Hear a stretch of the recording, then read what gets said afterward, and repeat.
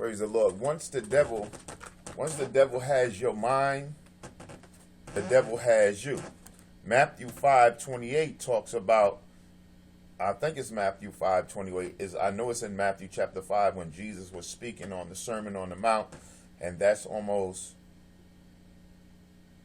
a chapter that's almost impossible, at least I say, for you to accomplish unless you get the Spirit of God and God's Spirit really helps you.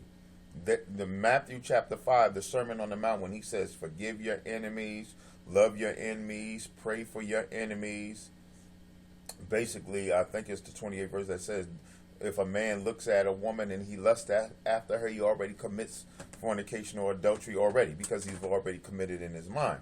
So the same thing with a man, same thing with your woman or a woman. That's why a lot of people say a woman, when men that have experience with women already say, a woman already knows whether she's planning on sleeping with you from the door. Now, we're not really talking about sleeping with a person, but we are talking about the becoming one, because the sleeping together is the becoming oneness. So what I'm taking you into the in-depth is that if your woman is sleeping with you, and then your woman decides to sleep with another man, it's already in her heart. The damage was done before she actually took her clothes off. Like it's just like a man. You know, a man get caught or a woman caught, and they say it don't mean anything. It don't have to mean anything to the man or a woman. It could be just lust. It could be just desire. It's always lust. Now we have to get into how deep is the lust. Because they say a lot of men, they just want to fish at every fishing pond they can.